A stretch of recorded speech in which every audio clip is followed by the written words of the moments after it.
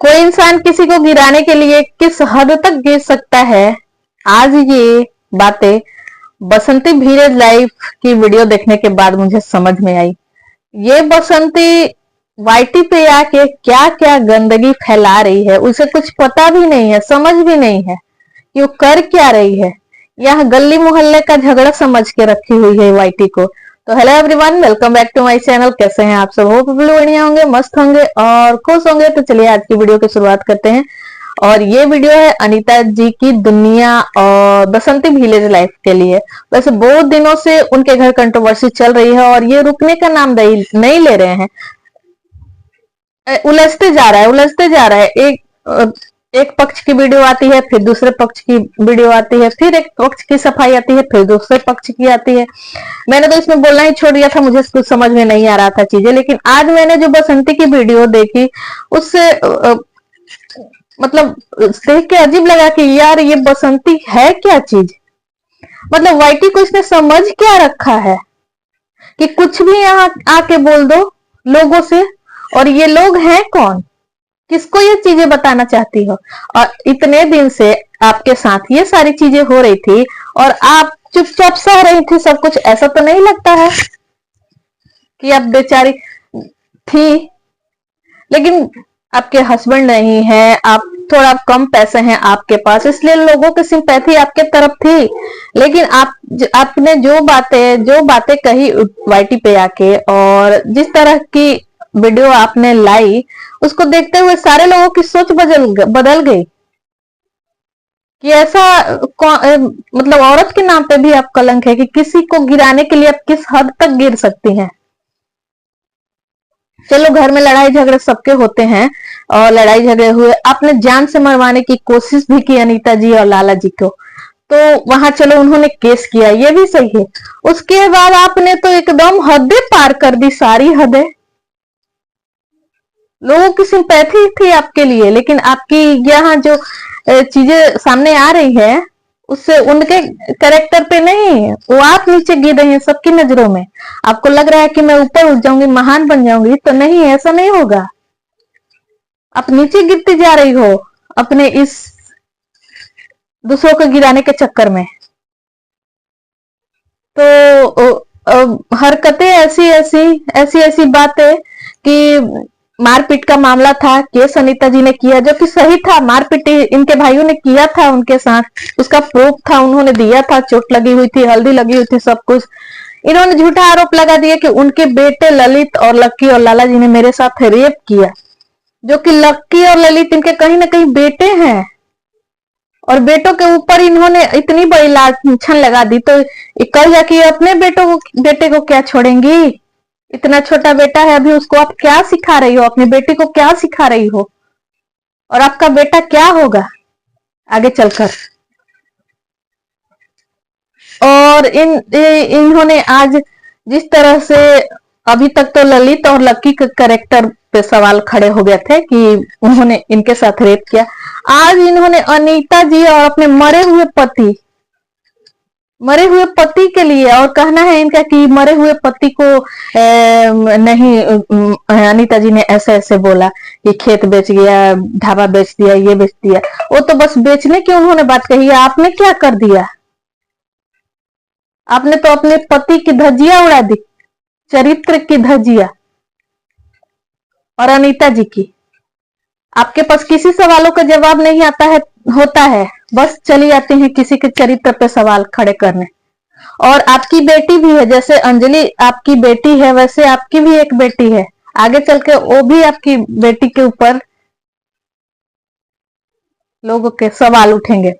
और अंजलि की बात करते करते इन्होंने बात को बीच में छोड़ दिया, कट कर दिया है, लेकिन अंजलि के लिए भी ये बोल रही थी। कैसी ये घटिया औरत है, जैसे इसकी वो गोल्डी है वैसे अंजलि है, जैसे इसका गोलू है वैसे वो लकी और ललित है। और गोलू के सोच और समझ में और लकी ललित के सोच समझ में लोगों को दिखता है फर्क कि कौन क्या है। और नीता जी और आप में फर्क दिखता है। लोग बेवकूफ नहीं है कि लोगों को आप कुछ भी कहोगी लोग मान लेंगे। अपनी दुश्मनी निकालने के लिए कुछ भी आप बकोगी और लोग मान लेंगे। और इनका कहना है कि मेरे पति को वो अनीता जी ने पीना सिखाया, खैनी खाना सिखाया, गुटखा खाना, तो आपने सुधार क्यों नहीं दिया? उन्होंने सिखा दिया। तो उसके बाद तो आपके पति, मान लो कुछ दिन उनका आपके पति ने अपनी भाभी का बात माना, तो कहना है कि मेरे पति उनके साथ रहते थे, सब कुछ करते थे। हद है यार। तो ये दोनों आपके कहाँ से आ गए? लल्लू मल्लू कहाँ से आ गए? मैं पूछना चाहती हूँ आपसे। और सवाल ये भी है कि जो आपके साथ बूढ़े हो गए हैं, मैं गलत नहीं कहूंगी, लेकिन जिस तरह से आपके ससुर जी आपकी बात मानते हैं और एक बेटा बहू को कुछ भी नहीं समझते, उस तरह से तो आपके ऊपर भी सवाल उठने चाहिए कि आपके और आपके ससुर जी के बीच क्या रिश्ता है।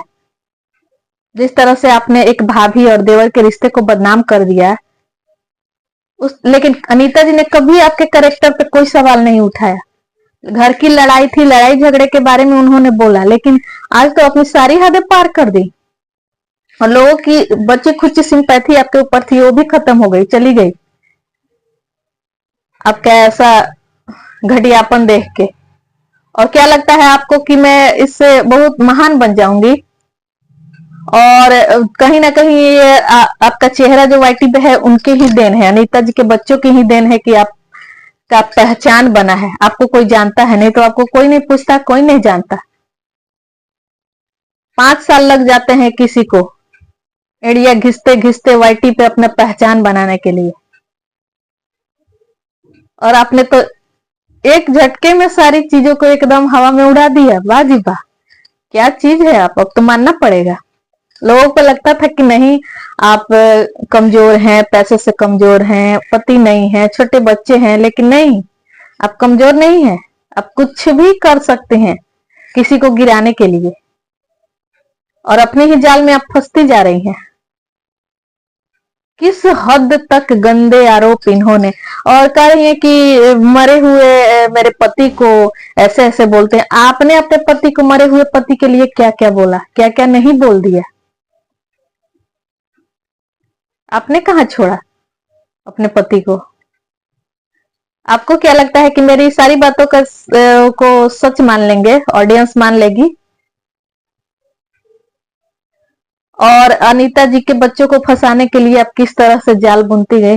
और भाई, आपके भाई उस दिन आए थे कि बुला रहे थे कि आओ सुलह करने के लिए, तो कोई सुलह उलह करने के लिए नहीं, आप लोगों की प्लानिंग थी कि उनको पकड़वा दिया जाए जेल में।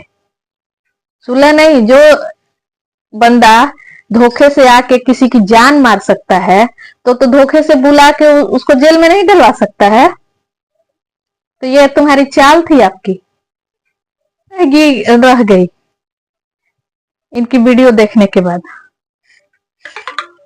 और ससुर जी के साथ आपका जो रिश्ता है, कभी अनीता जी आपके कैरेक्टर को लेके कभी नहीं बोला। और इनका कहना है कि मेरे पति को उन्होंने पिलाना सिखाया, खनी खिलाना, गुटखा खिलाना, तो खिलाना तो आपने क्यों नहीं सुधार दिया अपने पति को? उन्होंने सिखा दिया तो उसके बाद तो आप ही के साथ आपके पति रहते थे, तो सुधार देती। जब आपके पति इतने है कि दूसरे के कहने से पीने लगे, तो आपके कहने से छोड़ भी सकते थे, तो आपने छुड़वाने की एक बार भी कोशिश नहीं की। और आप ही का कहना है कि मेरे पति सब सामान बेच देते हैं। हाँ, तो इनका कहना है कि हम लोग दिल्ली में साथ में रहते थे, मतलब मैं उनके घर का काम करती थी, और जब मेरे बच्चे हो गए तो उन लोगों ने तो ये हर कोई करता है कि आपके बच्चे हो गए, आपके खर्चे बढ़ गए, तो आप अपनी जिम्मेवारी संभालो। एक बाप भी एक बेटे को एक समय आता है कि उसको कह देता है कि हाँ ना बेटा, जाओ तुम कमाओ, अपनी परिवार की देखरेख करने की जिम्मेवारी अब तुम्हारे ऊपर है। वो तो भाई थे लाला जी, तो भाई इन तो बहुत कर दिया। इनका कहना है कि अनीता जी 12 बजे 1 बजे अपने साथ लेके, वो मतलब हद है यार, हद है। तो ये गोलू कहाँ से हो गया? गोल्डी दोनों डोलू मोलू कहाँ से हो गए? मतलब किसी को गिराने के लिए कुछ भी कह दोगी आप और लोग मान लेंगे।